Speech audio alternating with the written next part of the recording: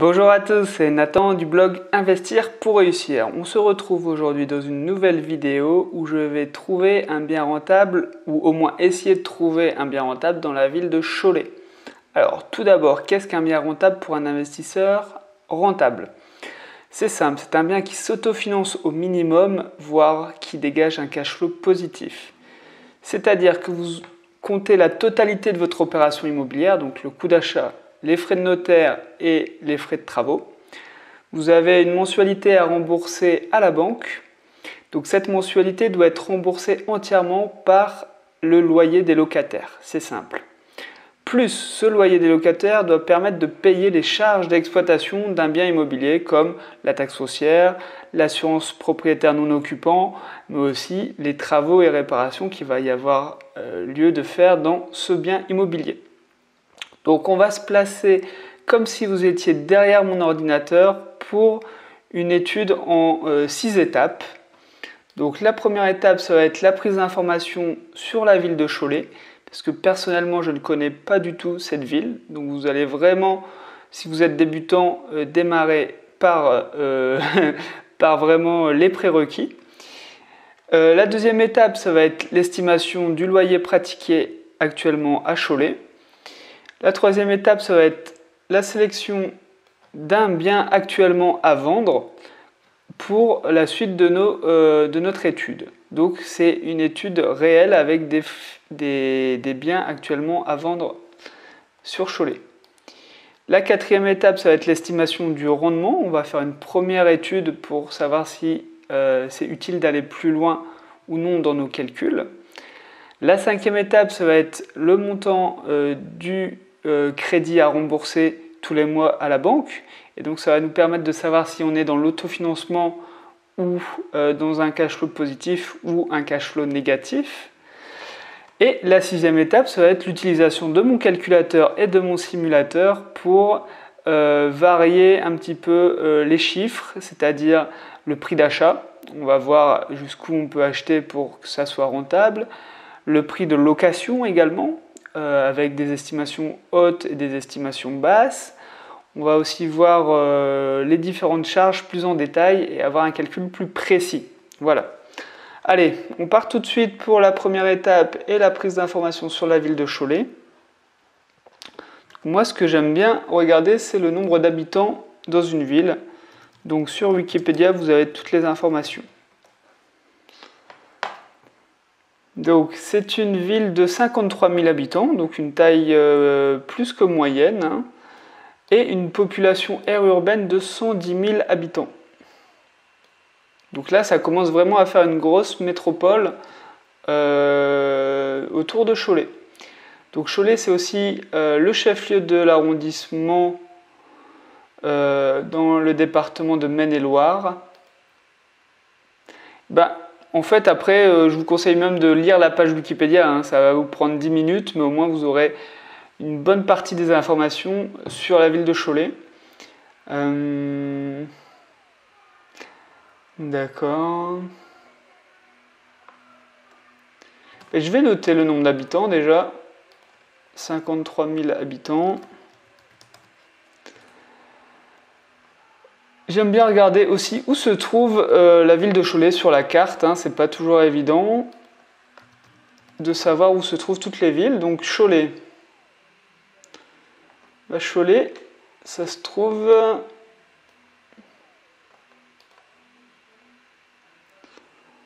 donc entre Nantes. Ouais, il n'y a pas de grosses villes hein, autour de Cholet. Hein. Il y a Poitiers, Nantes, Angers, mais on est quand même sur La Rochelle au sud. On est sur une zone quand même où le nombre de grandes villes est assez rare. Bien sûr, on a Nantes, hein, c'est la plus grande ville aux alentours, mais à part ça... Bon. Ok, on va chercher à Cholet s'il y a des universités. Pourquoi ? Parce que les universités regorgent d'étudiants et les étudiants sont des très bons locataires pour nous. Pourquoi ? Parce que ce sont les parents qui se portent garant, donc vous n'avez pas de risque d'impayé. Et aussi parce que en général le week-end ils rentrent chez leurs parents et ils vont pas poser de problème pour la gestion de la location au quotidien. Ils vont pas vouloir refaire la cuisine, ils vont pas vouloir repeindre leur chambre. Ils savent qu'il reste peut-être 1, 2, 3 années maximum. Donc ils vont pas poser de gros problèmes. Donc on aurait un campus de Cholet, à Cholet, pardon, un petit peu à l'écart de la ville, j'ai l'impression, vu qu'il y a la départementale qui coupe ce campus. Un autre moyen très efficace, c'est de taper directement Cholet nombre d'étudiants dans Google. Et donc là, on a une réponse tout de suite, environ 2600 étudiants à Cholet. Ça, c'était en 2012, donc ça a sûrement augmenté depuis. Voilà, j'ai un article de 2018, on parle de 2700 étudiants. On peut lire l'article pour avoir un peu le détail sur d'où viennent les étudiants, comment ils sont répartis. C'est intéressant, plus vous aurez des étudiants avec un diplôme élevé, mieux ça sera, parce que ce seront des personnes avec un projet professionnel un peu plus approfondi, aussi plus âgés, plus matures. Voilà. Moi, je préfère vraiment les étudiants à partir de Bac+3. Parce que souvent, les DUT, BTS sont des étudiants qui habitent dans la région et qui, au final, rentrent chez leurs parents tous les soirs et du coup, ne nous intéressent pas vraiment en tant que marché locatif. Ok, bon, 2700 étudiants, c'est assez peu hein, pour une ville de 53 000 habitants.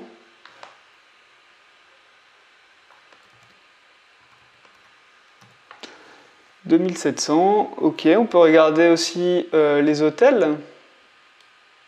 Ça, c'est pour ceux qui sont intéressés par la location courte durée, location saisonnière, les locations Airbnb, hein, tout simplement.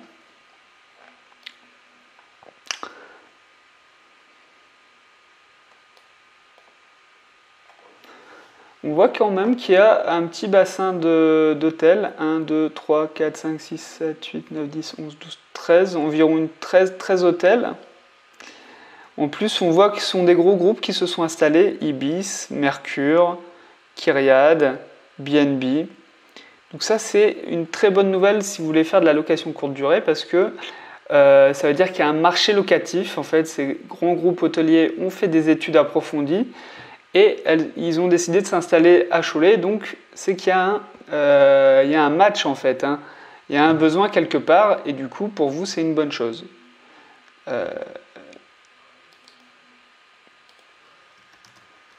Après, il faudrait regarder spécifiquement combien il y a de chambres dans chaque hôtel pour avoir une idée un peu plus précise, mais c'est déjà une très bonne chose si vous voulez vraiment faire de la location courte durée. Au niveau des hôpitaux, qu'est-ce qu'il y a à Cholet ?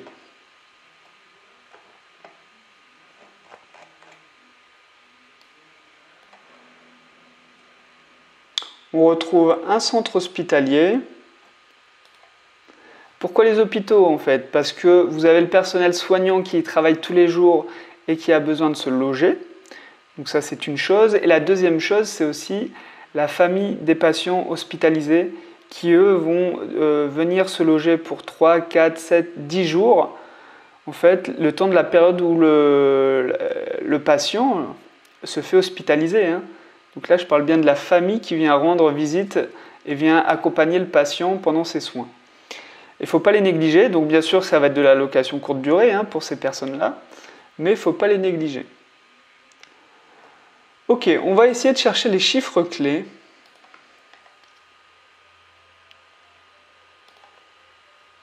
Chiffres clés, on va essayer de savoir combien de personnes travaillent et combien il y a de lits. Tiens, là j'ai un article chiffres clés, très bien.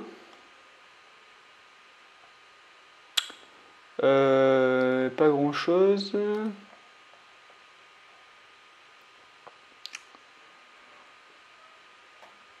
Alors on a le personnel, très intéressant. Donc là vous voyez sûrement pas, mais il y a 1970 personnes non médicales et 259 personnes médicales. Donc si on additionne, ça fait plus de 220 personnes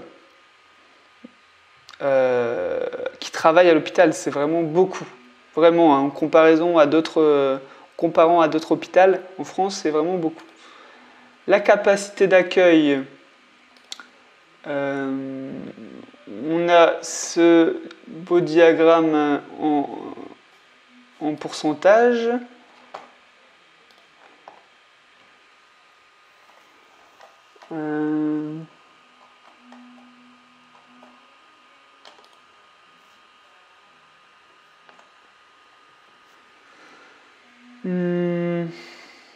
Non.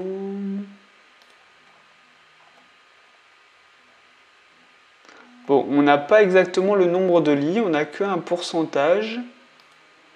Mais on sait déjà qu'on a 2500 personnes qui y travaillent, c'est vraiment beaucoup.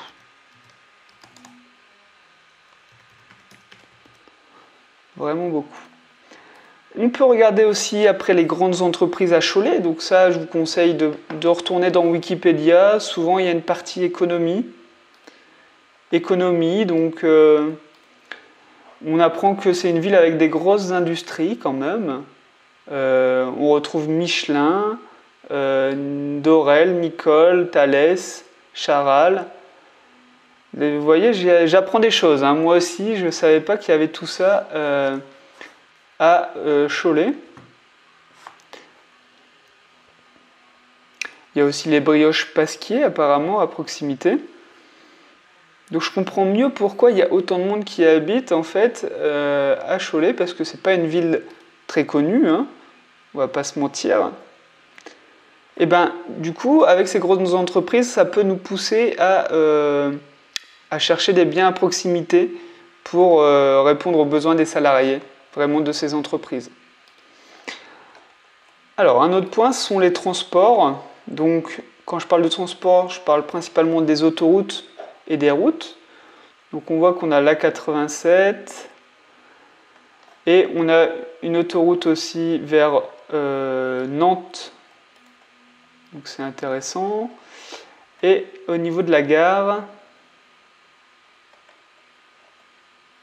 on a des TER, on n'a pas de TGV, mais je sais qu'à Angers, il y a le TGV et à Nantes aussi, donc on doit pouvoir récupérer le TGV à Nantes ou Angers. De toute façon, j'ai l'impression qu'il y a des trains que vers ces deux villes. Ah non, il y a Saumur aussi.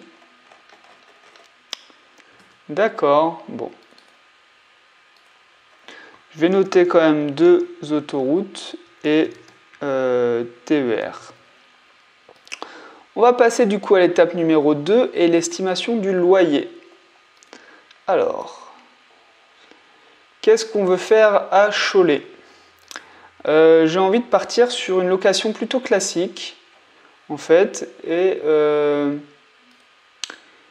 peut-être louer en fait un T2, voilà, pour un couple ou pour une personne seule, un T2. Donc j'ai envie de voir combien on peut louer un T2 à Cholet. Je vais regarder sur le site Le Bon Coin pour démarrer.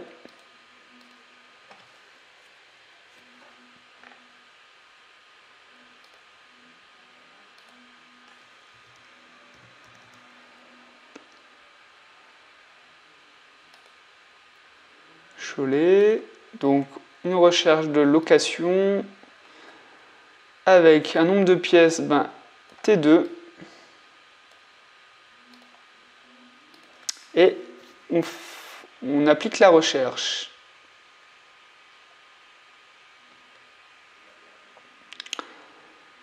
Donc là, je vais juste ouvrir les différentes annonces.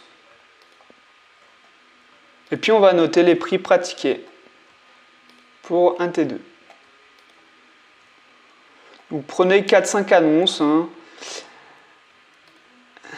pour faire l'étude. Alors, ici on a un 50 mètres carrés, 471 €.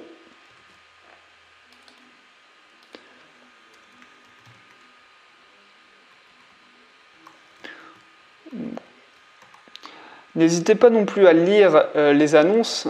On apprend toujours des choses en fait sur la ville quand on lit les annonces.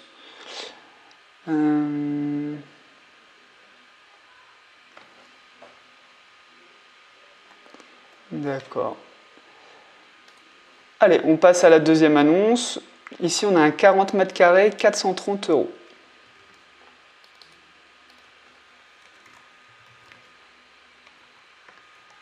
Un peu moins cher, mais aussi un peu plus petit.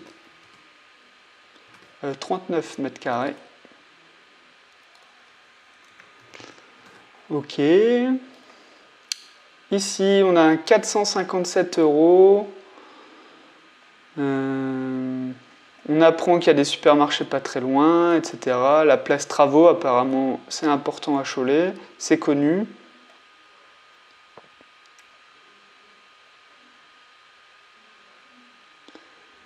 Ok.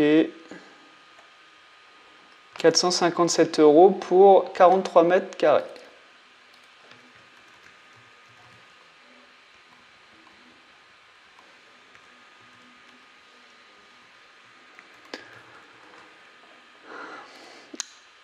Une autre annonce, donc 39 mètres carrés, 435 €. On note.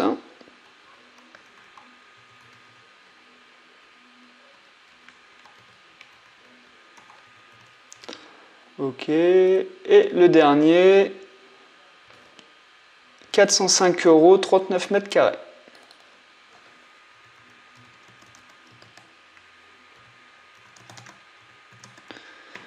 Donc, à partir de ça, on va pouvoir tirer un petit peu une conclusion, savoir combien on pourrait louer notre T2.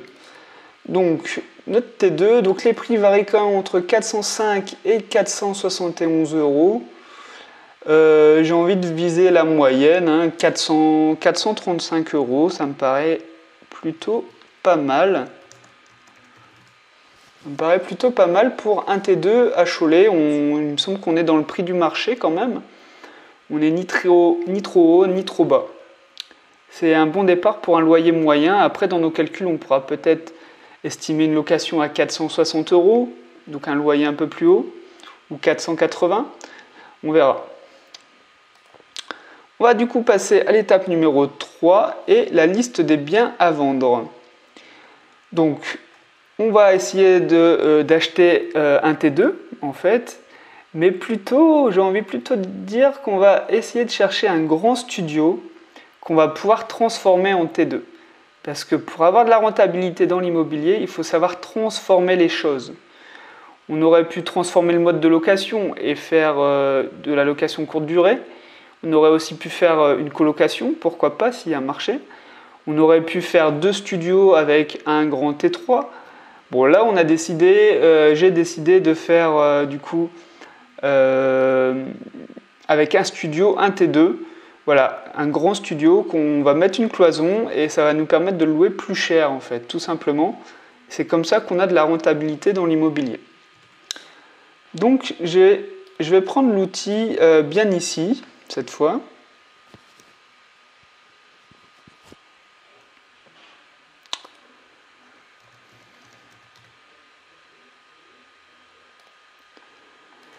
Pour un bien de 200 000 €, hein, je pense que je vais trouver ce qu'il me faut. Et je vais trier par mètre carré. Donc il me faut au moins 38 mètres carrés. Allez. Au minimum 38 mètres carrés pour créer mon T2. Et au maximum 50, enfin on peut mettre 55 mètres carrés.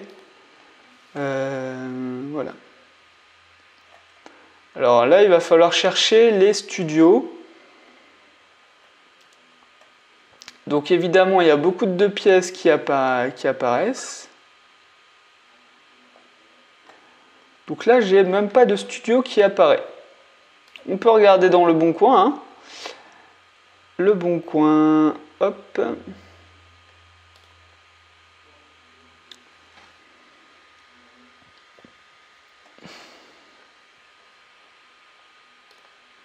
Donc,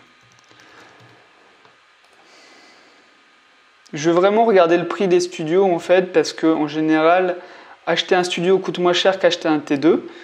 Et pourtant, si nous on le transforme en T2, on va pouvoir bénéficier des loyers du T2. Donc j'ai vraiment envie de regarder ça.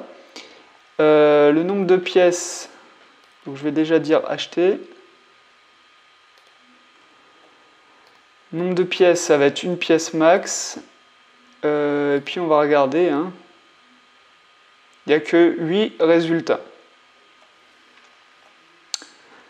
Donc là, ça doit être une erreur. Hein. Une pièce, 76 mètres carrés.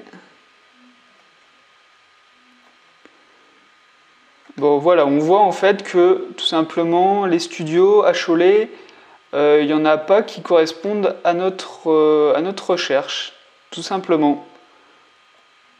Donc là, il y aurait celui-là, 34 mètres carrés, il n'y a pas de photo, mais j'avais dit quand même 36 mètres carrés minimum, hein, même 38. Donc c'est peu.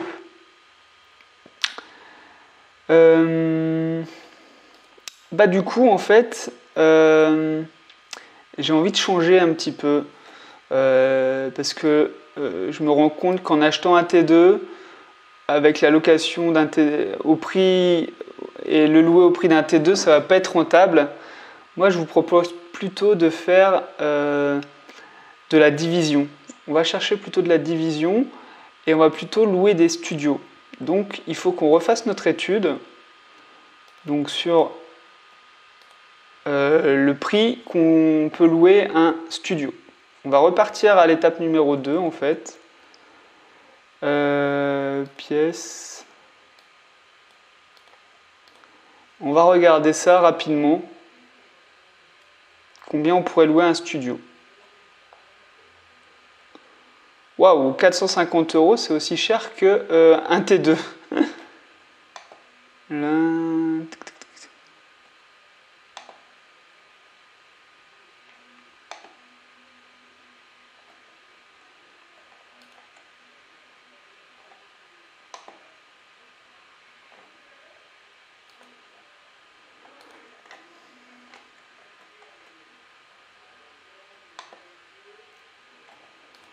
Alors, du coup, donc 27 mètres carrés, 450 €. On va du coup devoir rajouter un petit peu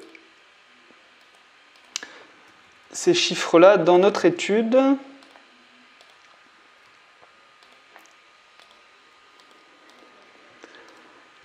Donc, 450 €, 27 mètres carrés.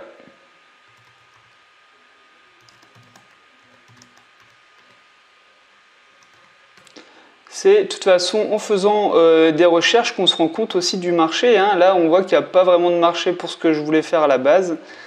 Donc, on s'adapte. 355 €, 24 mètres carrés. Ici, on a 24 mètres carrés, 355 €.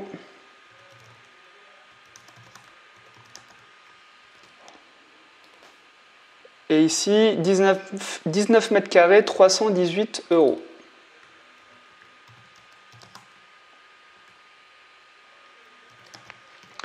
Donc, le prix pour un studio, ça pourrait être...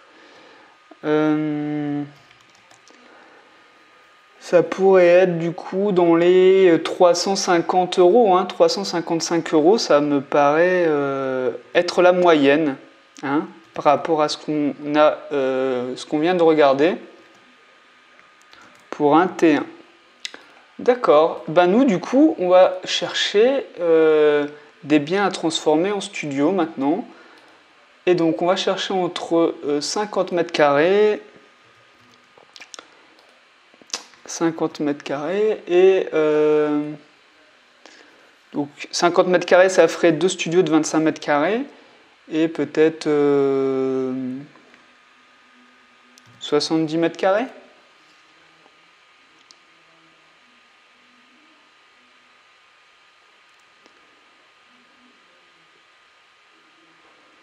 Donc, qu'est-ce qu'on a?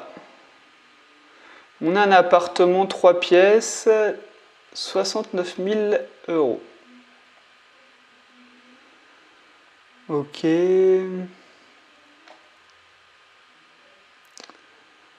Bon,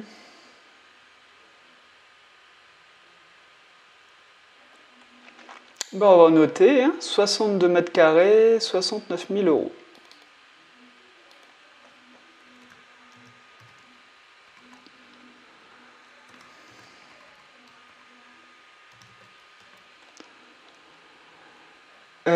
On a aussi un autre bien.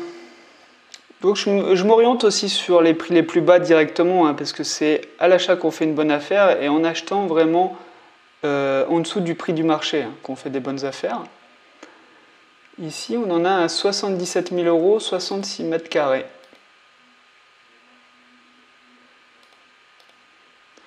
Ok, on va noter. Hein.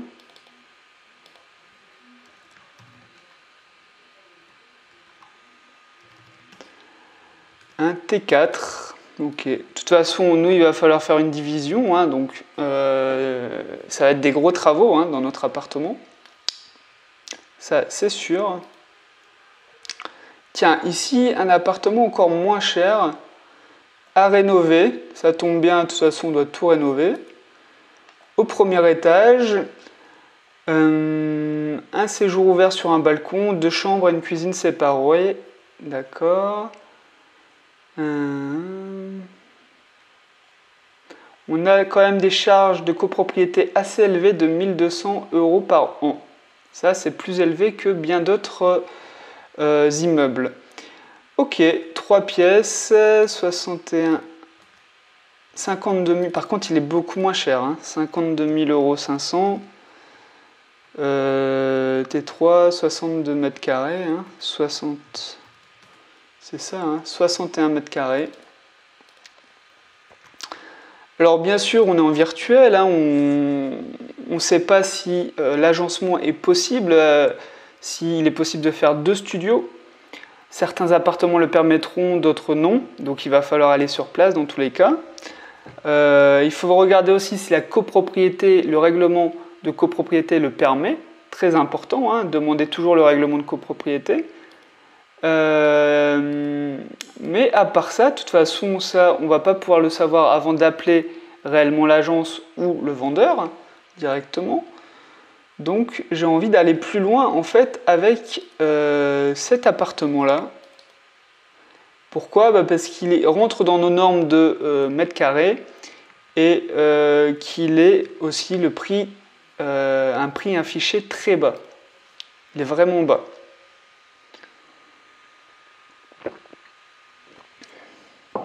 Ok, ben on va pouvoir passer du coup à l'étape numéro 4, l'estimation rapide du rendement. Donc, on est sur un coût d'achat de 52 500, c'est le prix de vente affiché. Ok. Les frais de notaire vont être d'environ 9% pour ce bien-là, donc dans les 5 000 euros. Je laisse 5 000 euros. Par contre, pour les travaux, effectivement, là, il va falloir faire une estimation de travaux. Déjà, je vous recommande d'aller voir au moins 2 artisans pour obtenir 2 devis différents pour réaliser ces travaux. Ça vous donnera une idée vraiment précise. Ça vous permettra d'aller voir la banque avec ces devis. Je vous dis clairement, n'allez pas voir la banque si vous n'avez pas le devis d'un artisan au minimum. Hein. Ça ne sert à rien. Surtout parce que nous, on veut se faire financer l'ensemble du projet, hein, les travaux avec. Sinon, j'ai l'habitude de donner comme estimation 300 euros du mètre carré pour des petits travaux et 500 euros du mètre carré comme pour une salle de bain, une cuisine. Donc là, il va quand même falloir créer peut-être... donc on a... Enfin, nous, on aura 2 cuisines, 2 salles de bain. On n'a pas de photos des cuisines et de la salle de bain existante, donc je ne sais pas si on peut la réutiliser comme telle. À mon avis, vu la déco, je pense qu'il va falloir rénover et créer un bien transformé, un bien propre, vraiment un bien rénové. Donc je vais compter la rénovation totale. Donc une nouvelle cuisine c'est 4 000 euros, 2 cuisines c'est 8 000 euros. Une salle de bain, c'est aussi 4 000 euros, donc 2 salles de bain, ça fait 8 000 euros. Ça fait déjà 16 000 euros pour cuisine, salle de bain. Et après, je pense qu'il va quand même falloir bien isoler le mur entre les deux appartements. Et il va falloir, à mon avis, faire beaucoup de travaux pour aménager tout ça. Donc je pense qu'il faut au moins rajouter 15 000 € en plus dans le package de travaux. Donc on était déjà à 16 000 €, ça nous fait 31 000 € de travaux. Quand même, effectivement, ça fait une belle somme. Mais si on veut bien diviser l'appartement, je pense qu'on ne sera pas loin. Alors, on aurait un coût total de 83 500 plus 5 000, donc 88 500 €. On pourrait louer, donc, on avait dit qu'on pourrait louer à combien? À 350 € le studio. Donc, nous, on en aurait deux, donc ça nous fait du 700 €. Et là, on va regarder si ça respecte la règle des 1%. Alors, la règle des 1%, c'est quoi? C'est simple, c'est est-ce que un mois de loyer correspond à 1% du coût total d'achat? Voilà. Donc ici, on a 700 € de loyer. Il faudrait acheter et que notre opération immobilière coûte 70 000 € en tout. Bon, on ne respecte pas la règle des 1%.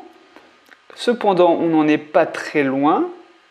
Il faut savoir que c'est très rare de respecter cette règle des 1% au premier calcul, sans optimisation, sans négociation, avec un prix du loyer, on va dire moyen, c'est-à-dire 350 €.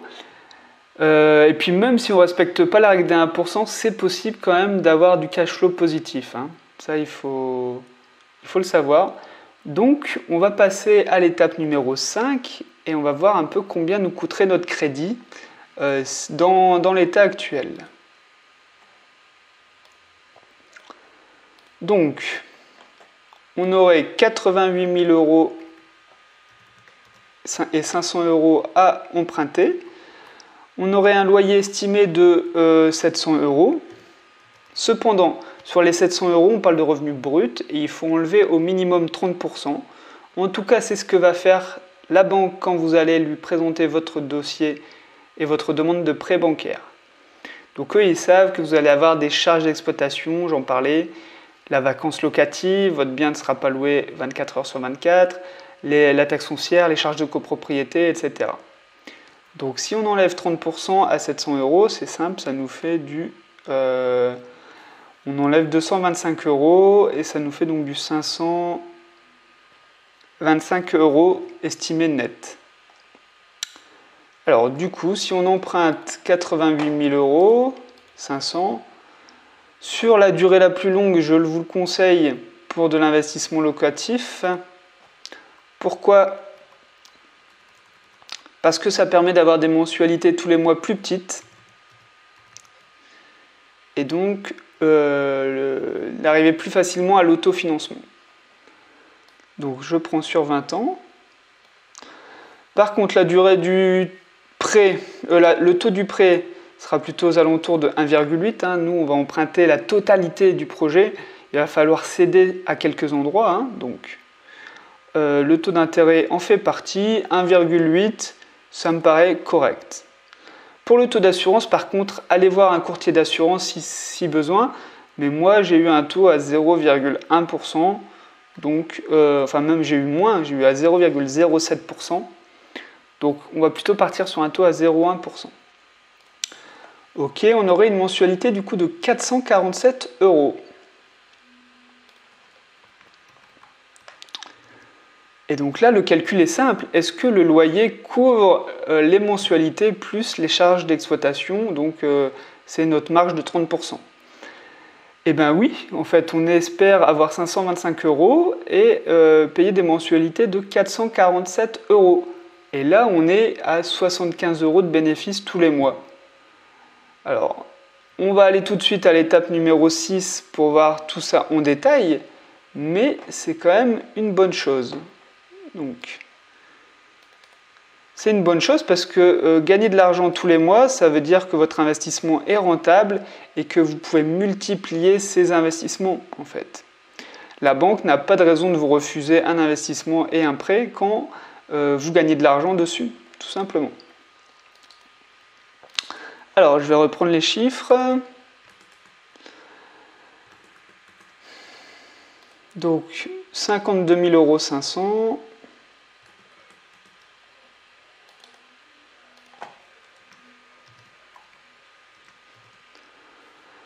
Montant des travaux, on était parti sur du 8, 16, 31 000, hein, il me semble, 31 000 € de travaux. Je vais vérifier quand même. 31 000, oui, c'est ça. 31 000 € de travaux. Les frais de notaire sont calculés automatiquement dans mon simulateur. Les frais bancaires vont tourner autour de 500 €. Essayez de les négocier à 0 €, hein, bien sûr. Mais bon, la moyenne, ça va être 500 €. Pour la valeur du mobilier, parce que moi, je conseille de louer aussi en meublé, surtout pour des petites surfaces. Ça permet de créer un service clé en main, un service qui attire plus de gens. Vous allez aussi pouvoir le louer plus cher et vous allez pouvoir bénéficier du régime LMNP pour les impôts. J'en parlerai tout de suite après. Donc je pense que 2 000 € par studio, c'est largement assez pour meubler. Vous avez un lit, les ustensiles de cuisine, un bureau, un dressing. Et je pense que pour 2 000 €, moi, ça me convient. C'est ce que ça me coûte environ. Pour la partie financement, donc on garde la même chose, on fait un apport personnel de 0 €. On ne fait pas d'apport personnel tout simplement.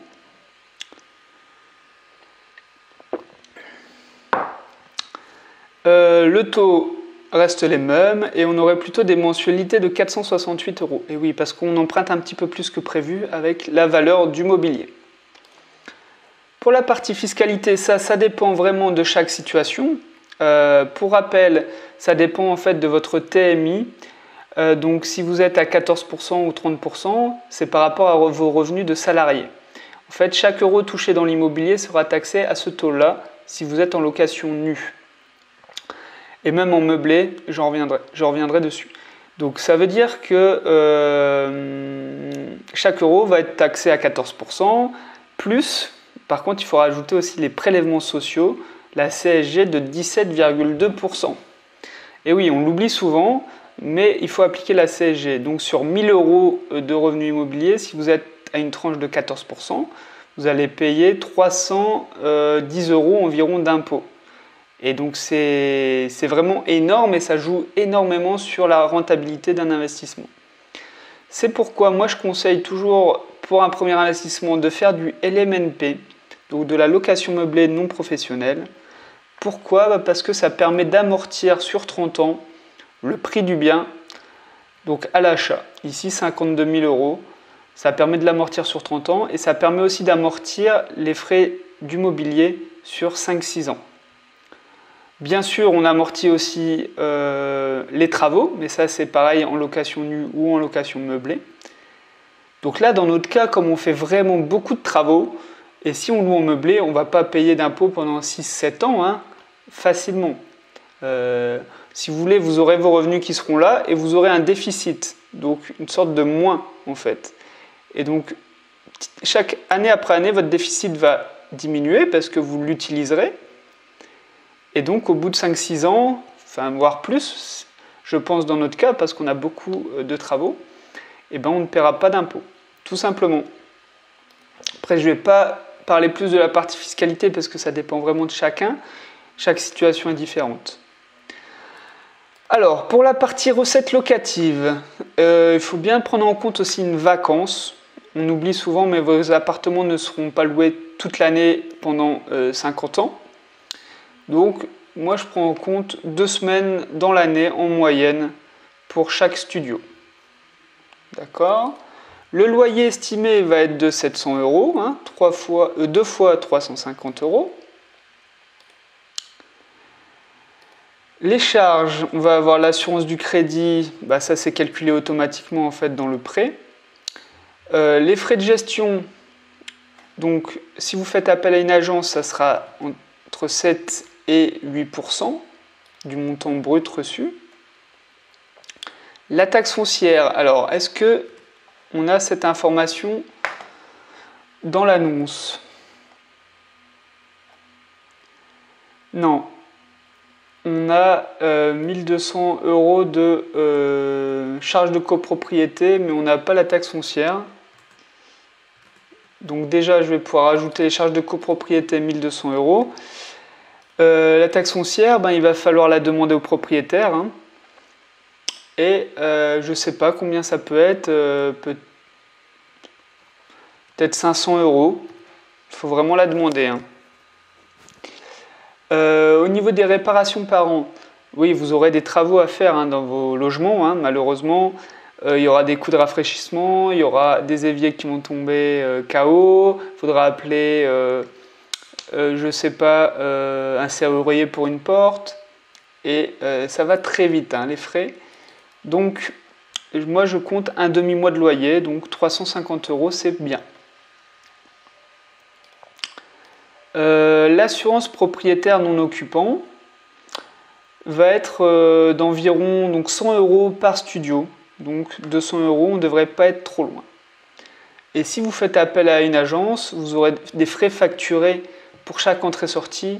Moi en colocation, je paye 75 €, mais là pour des studios, je pense que ça sera un demi-mois de loyer, hein, donc 350 € si on estime à un changement de locataire tous les ans pour les deux studios.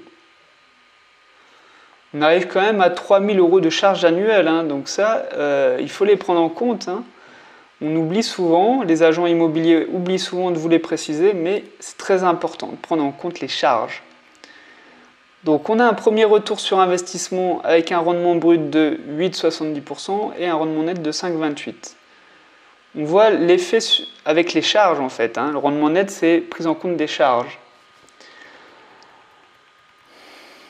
Le plus important cependant, c'est quand même le cash flow net par mois. C'est ce qui rentre ou ce qui sort de votre poche. Et là, en l'occurrence, en fait, on serait plutôt à moins 60 € par mois. Alors, on a une grande surprise par rapport à l'étape d'avant où on était en positif. Mais c'est aussi parce qu'on a emprunté un peu plus avec la valeur du mobilier et qu'on a pris en compte les charges et des provisions sur des charges comme la vacance locative et comme la réparation du logement ou des interventions de plombiers, de personnes extérieures. Donc là, malheureusement, ça ne nous permet pas d'être à l'autofinancement et c'est pas terrible du tout. Hein. Avec ça, on ne peut pas multiplier nos investissements. Parce que moins 60 € avec un investissement, on arrive à moins 120 € avec un deuxième investissement. Enfin bref, après c'est plus tenable. Hein. C'est comme si votre revenu de salarié baissait en fait de 60 €. Je vais enregistrer ce scénario. De toute façon, on est là pour faire une étude et des tests. Donc, un élément très important qui permet de faire baisser les charges, enfin d'augmenter son cash flow, c'est de faire baisser les charges. Donc faire baisser les charges, ben, ça peut être choisir un autre appartement avec des charges de copropriété beaucoup moins élevées. Certaines copropriétés ont des charges de 600 €. Après, ça dépend, il faut voir aussi ce qui est compris dans les charges. Hein. Si le chauffage et l'eau est compris dans les charges de copropriété, bah, ça peut être une bonne chose, hein, parce qu'en électricité, on consomme, en eau, on consomme tous les mois. Donc, ça peut être intéressant de voir ce qu'il y a dans les charges de copropriété. Moi, je pensais plutôt aux frais de gestion. Donc, si on les met à 0 et qu'on enlève du coup les frais d'entrée-sortie, on arrive tout de suite à l'autofinancement. Voilà, on est à 10 € par mois. C'est pas exceptionnel, hein, c'est l'autofinancement. Mais bon, on a quand même un bien qui se paye tout seul. Notre patrimoine grandit.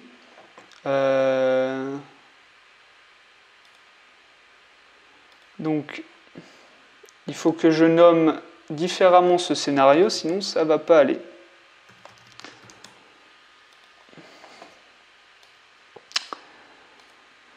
Un autre moyen aussi, ça serait d'augmenter un petit peu le loyer. Donc on peut faire une simulation haute. Par exemple, on loue à 370 € notre studio. Comme on en a deux, ça nous fait du 740 € par mois.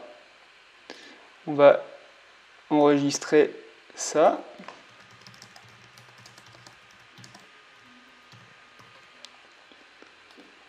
Ok. Et puis le dernier cas, hein, pour augmenter, la dernière possibilité pour augmenter la rentabilité et le cash flow de son investissement, ça va être le prix d'achat.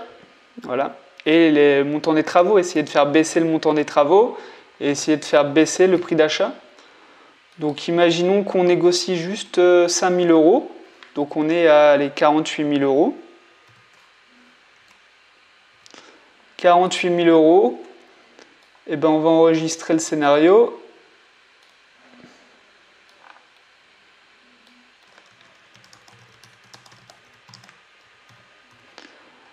Et on va regarder, on va comparer les scénarios ensemble. Donc ne faites pas attention au scénario par défaut, celui-ci, hein. Regardez plutôt celui-ci. Donc là, c'est on achète sans négocier, avec un loyer de 350 € et avec une agence. Et là, on est à un cash flow négatif.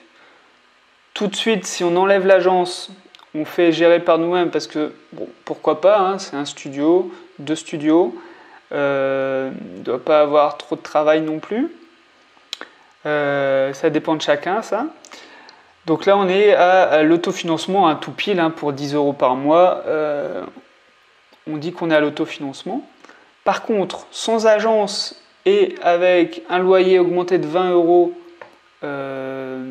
tous les mois par studio, on est à 47 €. Déjà, ça nous fait une petite marge supplémentaire, un petit billet. Et si on négocie juste 4 500 € sur le prix d'achat, toujours avec ce loyer un petit peu plus haut, c'est vrai, on est à 72 € de cash flow. Voilà. Au final, on n'est pas si mal. Par contre, il faudra sûrement faire sans agence si on veut un bien qui s'autofinance. Ou alors peut-être que mes travaux étaient trop élevés. Hein, c'est possible aussi. En tout cas, je suis content parce que si vous habitez à Cholet, vous avez pu voir quand même qu'il est possible d'emprunter la totalité d'un projet immobilier et quand même d'avoir un bien qui s'autofinance et voir un bien qui rapporte un petit peu de cash flow tous les mois. Donc ça, c'est super pour vous si vous êtes de la région. Si vous avez d'ailleurs aimé ma vidéo, vous pouvez vous abonner à ma chaîne YouTube. Vous pouvez aussi télécharger mon guide dans la description sur comment faire une bonne affaire dans l'immobilier. Je donne 7 astuces vraiment pour faire réduire et baisser le prix d'achat. Si vous voulez aussi que je fasse une vidéo dans votre ville, n'hésitez pas à le mettre en commentaire de la vidéo. Et ben moi, en tout cas, je vous souhaite des très bons investissements à Cholet, mais aussi ailleurs. Allez, à la prochaine, ciao!